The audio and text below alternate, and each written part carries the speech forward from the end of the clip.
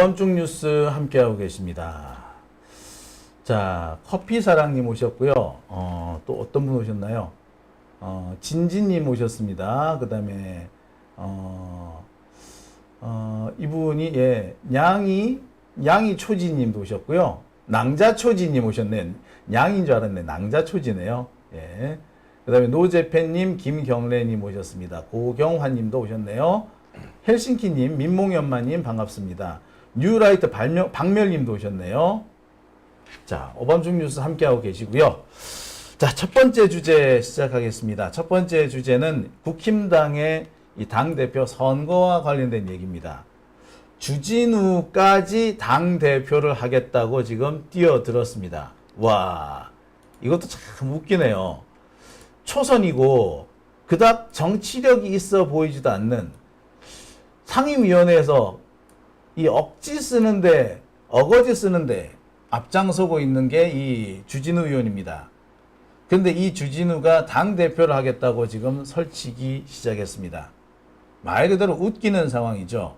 국힘당이 망해도 이제는 정말 갈 때까지 간 것 같습니다. 망했다라는 표현으로는 미처 부족하다는 생각마저 드네요. 자, 첫 번째 주제를 한번 이 얘기 다뤄보도록 하겠습니다. 주진우가 당대표가 됐다는 황당한 상황에 대해서 2분 뉴스 김대호 PD와 얘기 나눠보겠습니다. 안녕하십니까? 네, 안녕하십니까. 반갑습니다. 네. 예, 지금 오늘 시간이 많이 늦었는데 라이브로 지금 참석해주고 계세요. 네. 자, 지금 김대호 PD 라이브입니다. 네. 예, 조금 오시고. 예. 조금. 예, 예. 네, 이거 안녕하세요. 그 녹화 아닙니다. 예. 자, 지금 뭐 군렁님께서도 오셨어요. 예. 그 다음에 이미자님 오셨어요. 자, 개웃겼다 김상규님도 나오셨네요. 자, 요즘에 김대호 PD 여기저기 참 많이 다닌다는 소문이 있더라고요. 어디 그렇게 많이 다니십니까? 아니 이제 주로 이제 우리 빨간 장갑 지호 씨가 재판을 위주로 다니고 저는 국회 회관에 조금 여러 가지 정보도 수집도 하고 인터뷰 요청도 하고 이렇게 다니고 있고요. 그리고 또 따로는 이제 국제 뉴스들을 조금 취합해서 정리해 보고 있는데 너무 재밌더라고요. 그래서 일단은 오늘은 원래 일요일 날은 국민의힘 내용을 한 번씩 정리해 드리는 날이었었는데 그렇죠. 그간에는 사실 정리할 만한 내용에 값어치 있다고 느껴지는 게 좀 적었었는데 없었죠. 네. 오늘 이 부분에 대해서 좀 궁금해 하실 분들이 있어서 제가 나름대로 한번 정리를 해봤습니다. 국힘당이 지금 당대표 선거를 하고 있는 모양이던데, 그래서 정말 어중이 떠중이 다 나오는 것 같아요. 김문수하고 한동훈이 나온다는 얘기가 있더니 한동훈은 안 나오는 것 같고, 김문수는 나가는 것 같아요. 보니까 뭐 출마 선언을 한 것 같더라고요. 네, 맞습니다. 예. 그런데 정말 웃겼다 싶은 게 바로 저는 이 주진우예요. 주진우가 당대표 선거에 나섰습니다. 최고위원도 아니고 초선인데 오버한 게 아니냐 뭐 이런 생각이 들어요. 한동훈은 또 안 나가는 모양이더라고요. 네, 맞습니다. 예, 이게 뭔가요? 한동훈을 대신해서 나오는 건가요, 주진우가? 자, 일단은 한번 상황 정리를 한번 해드릴게요. 네. 지금 총 7명 정도, 그 중에서 대표적인 게 김문수, 장동혁, 육선, 조경태, 그리고 방금 얘기했던 주진우, 양향자 이런 사람들로 이제 주로 이뤘는데 사실 가장 큰 거는 지금 김문수와 장동혁과의 싸움이라고 보시면 될 것 같고요. 김문수와 장동혁. 네. 그러면은 친윤하고, 그러니까 그때 한덕수를 밀었던 사람들하고 김문수하고 다시 한번 진검승부를 하는 건가요? 그렇죠.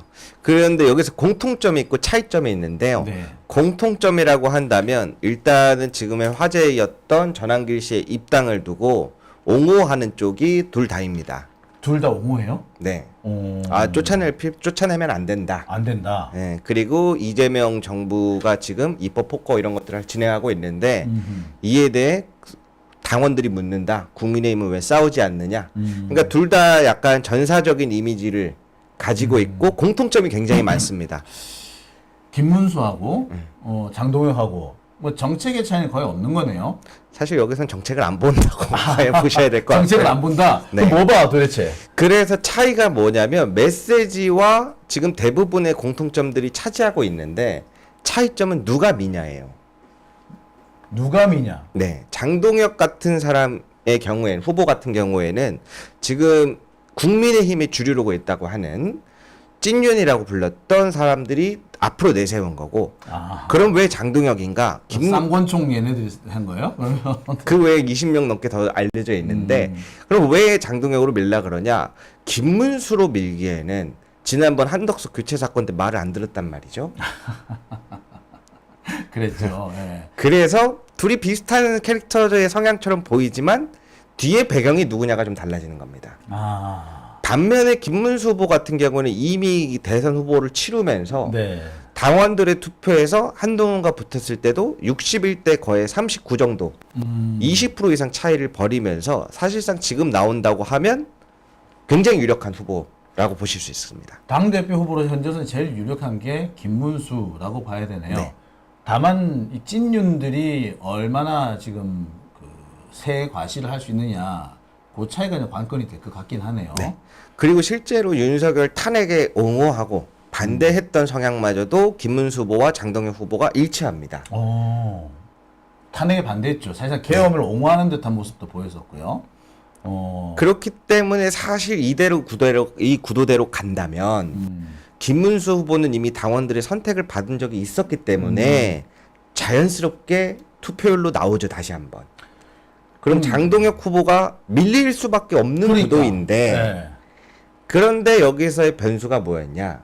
한동훈과 나경원의 불출마였거든요. 아, 그러니까 소위 말하는 반윤 세력이 결집을 안 했네요. 그렇죠. 그렇다면은 얘들이 어디로 표를 보내느냐에 따라서 상황이 달라질 수도 있겠네. 그렇습니다. 아, 그래서 한동훈은 지금 안철수, 유승민, 오세훈계랑 같이 그 구도를 몰아내는 반연대를 형성하겠다라고 했는데 사실 한동훈 후보가 안 나온 거는 전에도 한번 말씀드린 적 있었는데 동일합니다. 나온다 하더라도 지금 당 중심을 잡고 있는 국민의힘의 주류라고 불리우는 권한을 갖고 있는 사람들이 다 찐윤계예요. 그렇죠. 이번에 비대위 구성하고 혁신이 한다고 했지만 메시지는 거세 보이지만 그 외에 보이지 않는 멤버들이 전부 다 친윤계입니다. 그래서 한동훈이 당대표가 된다 하더라도 뭘 할 수 없는 상황이 첫 번째 직면해 있고요. 두 번째는 상황적인 배경인데요. 지금 이철규 의원부터 해갖고 국민의힘 의원들도 압수수색이 시작됐지 않습니까? 그랬죠. 예. 그런데 지난 7월 18일 날 국민의힘 의원들이 이거에 대해서 규탄한다고 모인 멤버가 몇 명이냐? 약 20명이 안 됩니다. 저도 그 얘기 듣고 되게 당황했던 게 네.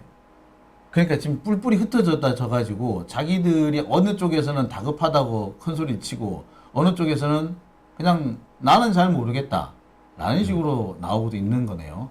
그렇죠. 그래서 문제가 뭐냐면 문제가 뭐야? 말씀드렸던 것처럼 뭐가 지금 가장 국민의힘에서 가장 큰 걸림돌이냐? 특검입니다. 3대 특검인데요. 예, 특검. 정확하게 표현하자면 김건희 특검일까요? 내란 특검일까요? 이게 아니고 어떤 3대 특검이 돼도 김건희와 윤석열 이름이 끊임없이 거론되고 그렇죠. 그 안에서 국민의힘 의원들이 끊임없이 거론이 되는데 그렇죠. 문제를 어디까지 인지하고 있냐? 이대로면 이번 내년 지방선거 때까지 특검이 끝나는 시간과 재판이 이어지는 것까지 계속해서 국민의힘은 공격을 받겠다. 받겠지. 벗어날 수 없는 굴레다. 이거는 지난번 윤석열과 김건희에 대한 절연을 못한 그 책임의 후폭풍으로서 내년 지방선거 공천 때까지 우리는 두드려만 맞을 것이다. 두드려 맞겠지. 맞아야지. 그래서 그 안에서 있어서 수사도 이뤄질 것이고 계속해서 그러다가 이제 주요 쟁점의 핵심 인물들도 몇 개는 위험한 내용들도 그렇죠. 나오겠죠. 지금 막 나와요. 이철규 후보도 그렇고요. 그 윤상현 의원 같은 경우는 아슬아슬해요. 네. 이철규 같은 게 정말 아슬아슬하고 윤상현도 정말 아슬아슬합디다. 네. 그밖에 추경호 의원 같은 경우에도 어려워요. 그래 3번도 튀는 것 같더라고. 아마 여러분들이 한 번씩 들어보셨을 만한 이름은 앞으로 다 거론될 거라고 보이는데요. 네. 그러면은 여기에서 지금 전략 돌파구를 잡은 게 어떤 방향이냐? 제가 보는 관점에서는 어떤 부분이 있냐면, 자 보시면은 지금 문제가 뭐냐면 앞에 나서는 순간 자기도 수사 물망에 오를까 두려워하는 분위기가 팽배해요. 아하. 수사받을까봐 겁난다. 네. 그러면 주진우가 나온 이유랑 유사한 부분이 한 가지가 있는데 검사라도 수사 안 한다고 보는 건가요? 첫 번째로는 자기 몸값을 띄우려는 거고. 아, 그렇죠. 주진우는 자기 몸값 띄우기죠, 일단. 네, 제가 봤을 때 서울구치소에 있는 어떤 분이 야 너도 이번에 한번 나가봐라 임마 연습하는 셈 치고라고 저는 밀어붙였을 확률이 높다고 보는데 왜 그러냐? 아까 말씀드린 대로 지금 구도로 가면 장동혁이 아닌 김문수가 될 확률이 매우 높아. 네. 이거는 매우 높을 수밖에 없는데 그러면 이거에 대한 분위기 전환을 어떻게 할 것인가?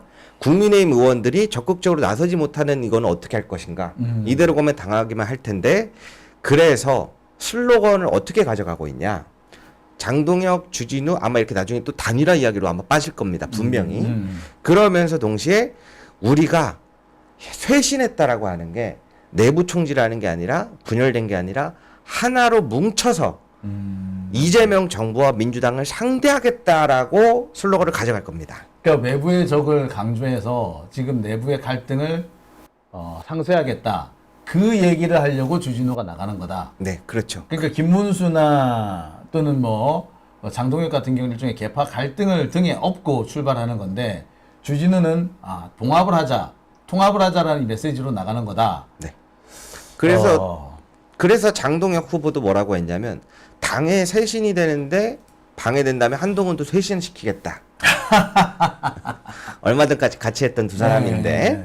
그 메시지들이 잘 보면 지금 국민의힘이 전혀 단합이 안 되고 계속해서 분열하는 양상에 지지율은 10%대로 내려왔어요. 다 각자 자기 계산을 지금 하고 있는 거네요. 그래서 정말 그러다 보니까 주진우 같은 애도 나 한번 당대표 한번 해볼란다라고 나서는 게 아닌가, 출사표 던진 게 아닌가라는 생각이 듭니다. 좀 웃겨요, 근데 이 상황이. 더 재미있는 점은 어떤 게 있냐면요. 반대로 이번에 한동훈 후보가 당대표 후보에 출마 안 했더라고요. 예. 그러니까 이제 적이 애매해졌습니다. 서로 간에. 그러네. 선명하게 한동훈을 공격을 해야지 자기들도 이렇게 그러네. 적을 딱 할 수 있는데 적이 애매하구나. 그렇죠. 근데 또 반면에 김문수 후보는 탄핵에도 반대하고 전환기를 쫓아내는 것도 반대하고 어허. 사실상 겉으로 보이는 메시지나 표면적인 거는 일치하거든요. 그런데 이제 한동훈 후보가 딱 있어줘야 공격하면서 자신의 입지를 부각시키는 전략을 쓸 텐데. 그래야 김문수는 훨씬 유리하겠네요. 그렇죠. 장동혁 후보나 주진우 후보도 마찬가지고. 그렇겠네요. 그런데 이제 자기들끼리 반대로 이상한 싸움으로 변질될 것이 주목되고 있고요. 또 한편으로 재미있는 점은 이게 민주당과 선거 양상이 다르다 보니까 뭐가 있냐면 7월 말일까지 후보 등록이거든요. 네. 30일 안 남았어요. 근데 전당대회가 언제 열리냐? 민주당은 이제 8월 2일 기점으로 그쵸, 잡고 있지 않습니까? 여기는 8월 22일입니다. 이제부터 시작이네요, 여기는. 한참 많이 남았는데요. 야, 그 사이 이합 집산도 많을 것 같고 우여곡절도 많겠고 볼만하겠네요. 그렇죠. 그런데 지금 민주당 당대표 두 정청래 후보와 박찬대 후보 두 후보의 경우에는 내란정당 해산을 또 걸고 그렇죠. 가고 있지 않습니까? 아마 8월에 이 당대표 선거를 늦춘 8월 22일로 선정하는 거에 있어서 당대표의 부재와 반대로 민주당 당대표 선출 이 간극 간에 있어서 엄청난 공방이 오갈 텐데 한 20일 정도. 그 사이에 방어가 대부분 안 될 확률이 높다라고 보시면 될 것 같습니다. 야, 민주 진보 지형으로서는 기회네요. 야, 볼만하겠네. 이 주진우 나온 걸 보고 이거 한동훈의 대리인이냐 아바타냐 뭐 이런 얘기가 있던데 그거 어떻게 봐야 되나요? 제가 봤을 때는 얼마 안 남아서 이런 표현을 써도 될지 모르겠습니다만 이제 얼마 안 남았기 때문에 언론에 최대한 노출을 하려는 전략인 것 같다는 생각이 드는 게 윤석열과 김용현도 마찬가지고 주진우뿐만 아니라 이번에 윤석열 변호인단들도 유튜브를 개설했잖아요. 이제 개봉됐다고 했던 그분도 그렇고 전체적으로 언론의 노출이 줄어들면 본인들이 끝난다라고 생각하는 거를 느끼고 있다라고 저는 보고 있거든요. 그래서 그러한 부분인데 그래서 어떻게든 간에 언론의 노출을 늘리기 위해서 당대표 출마라는 이벤트를 했다. 이렇게 봐야 되나요? 네. 그러면서 동시에 사실 전환길 씨만으로도 지금 원래는 메시지 전달 역할을 하려고 저는 했다고 봐요. 왜 그러냐면 김건희의 고모라고 하는 사람이 유튜버를 관리해왔다. 보수 유튜버들을 라는 이야기들이 한참 있었는데요. 그 다음에 또 있었던 게 뭐였냐면 김건희로부터 돈을 받았다. 그런 얘기도 돌았죠. 그리고 또 누군가는 내가 김건희의 찐 채널이다. 전화를 받았다. 한참 인증 릴레이가 있었는데 그 뒤에 이제 전환길과 세이브 코리아 싸움 이후에 어떻게 됐냐면요. 사실상 메시지가 일괄적으로 내려와서 전파되던 형태에서 여기 갈라졌습니다. 양상이.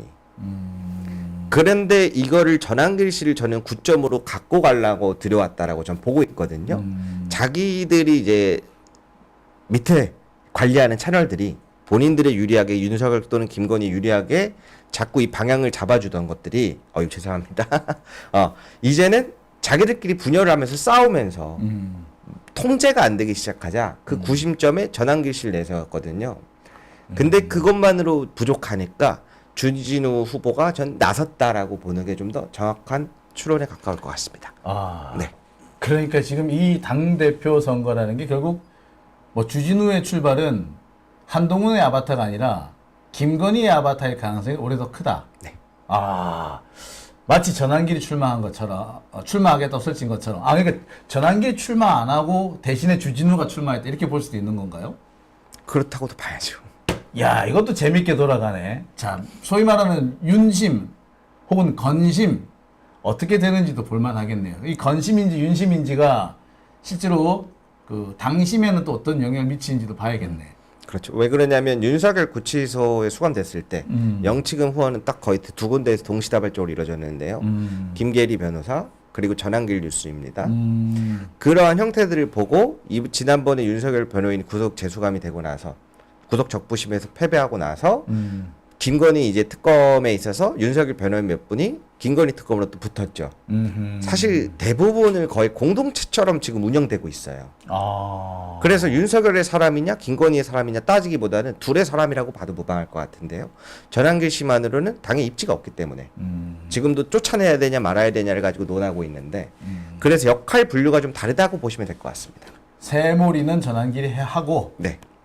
주진우는 약간 바지 사장 비슷하게 좀 해주고. 그렇죠. 그래서 지금 다시 또 국민의힘에 가까운 일부 유튜버들이 대부분 전환길 씨를 걸어놓고 방송을 하는 게 저는 이와 동일하다고 보고 있습니다. 그러면 지금까지 뭐 하여튼 전광훈이라든지 이런 사람들 일단 약간 뒤로 밀려난 느낌도 있네요. 네. 야, 전환길. 그건 또 어떻게 될지 모르겠는데 일단 그렇게 그 부분으로 보자면 김문수 후보 같은 경우는 이번에 또 참석했던 곳이 또 세계로 소년보 목사 쪽에서 주최하는 거에 또 참석을 했거든요. 그럼 또 반대되는 쪽은 전환길 쪽을 참석하는 게 주로 이루지 않을까. 전환길하고 소년보 목사하고 약간 안 좋더라고요. 전광훈하고도 좀 사이가 좀 벌어져 있고. 야, 이들끼리의 이런 이하 집산도 참 재밌네. 자, 알겠습니다. 이거 더 들어도 또 들어도 재밌네요. 상황은 지금 이렇게 들으면 재밌는데 또 한편으로는 저 사람들이 나온다고 하는 부분에 있어서 나는 저 무섭다니까. 전환길도 코미디였는데 예. 주진우도 또 코미디야. 그러니까 이 사람 주진우 같은 경우는 어떻게 보면은 개인적으로 자신의 방탄을 위해서 나오는 걸 수도 있어요. 지금 저 특검의 소환 대상이지 않습니까? 700에 7070인가? 그 전화가 누구 전화냐?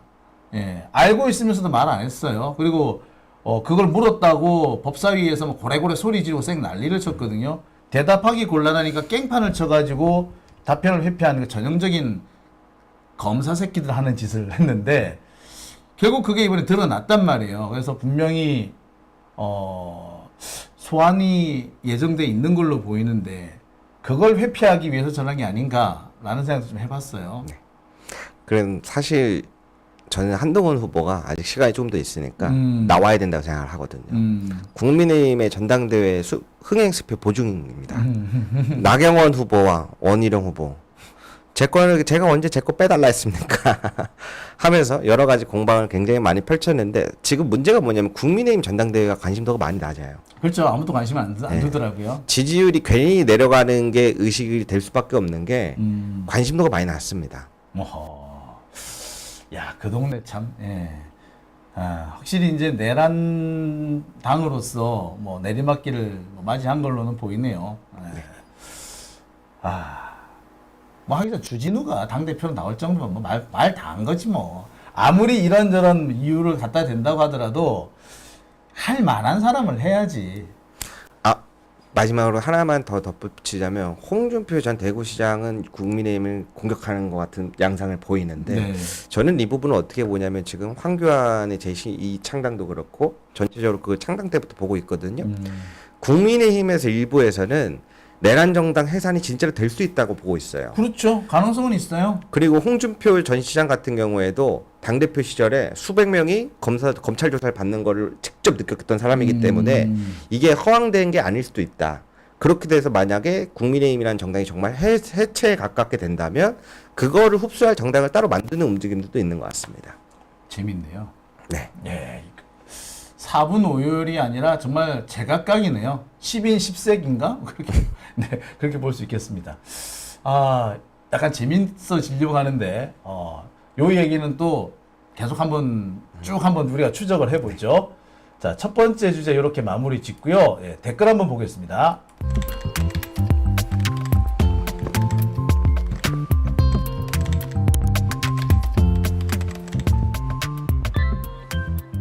자, 베리님께서